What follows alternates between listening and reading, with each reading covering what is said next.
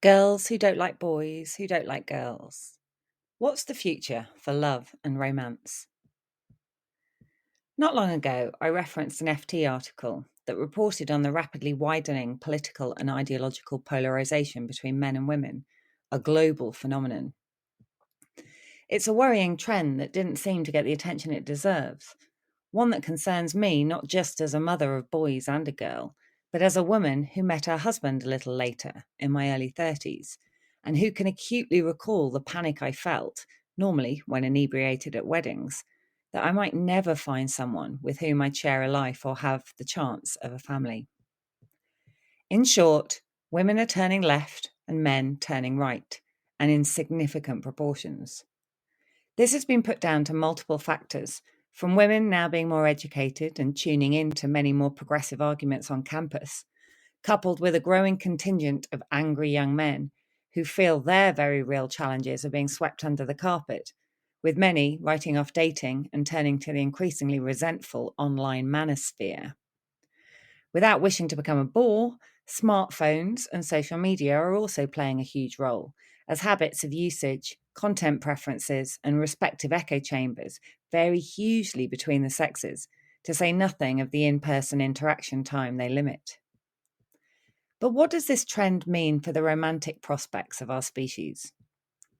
The challenge is that, for right or wrong, most women suffer from hypergamy, the action of marrying or forming a sexual relationship with a person of a superior sociological or educational background. Female main breadwinner couples remain rare, and trading up is apparently in our psychology for innate reasons, as with most mammal species, when choosing potential fathers for offspring. This is a real problem, given that soon 2 women will graduate for every 1 man, with so many young men now opting out, disappearing into basements on video games. Nearly 60% of 18 to 25-year-olds now report feeling lonely, and almost a third of unpartnered men in the UK and the US over the age of 20 still live with their parents. Whilst these trends predominantly affect younger generations, I have noticed a resentment building amongst my professional peers, albeit in whispers, around the current "not another white man" preference, which of course affects not just their prospects, but the lives of their partners and children.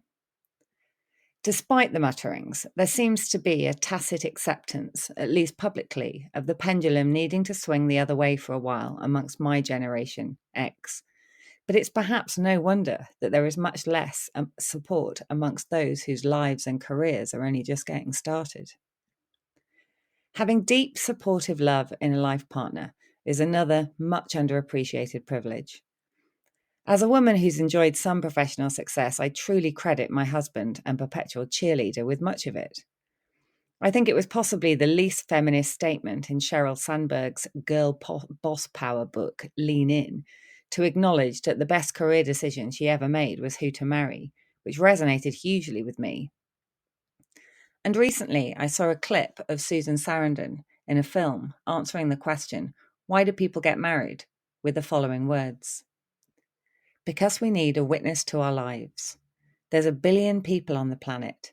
I mean, what does any one life really mean? But in a marriage, you're promising to care about everything. The good things, the bad things, the terrible things, the mundane things. All of it. All the time. Every day. You're saying your life will not go unnoticed because I will notice it. Your life will not go unwitnessed because I will be your witness." Gorgeous words to all blessed with it, but heartbreaking to those without, or perhaps grieving lost love. I was so lucky to grow up observing how my parents supported and witnessed each other's lives. And with every year that passes with my own co-witness, sharing not only our lives but those of our children, I am more acutely aware of what my mother so devastatingly lost on my father's early death. Here's hoping the dating industry evolves still further in a more human, less superficial direction. That with a reduction in smart device usage, the young rediscover each other in the real world. And that the battle between the sexes calms and subsides a little, recognizing the nuance, personal challenges, and uniqueness within everyone. More than anything, I want this love for my children.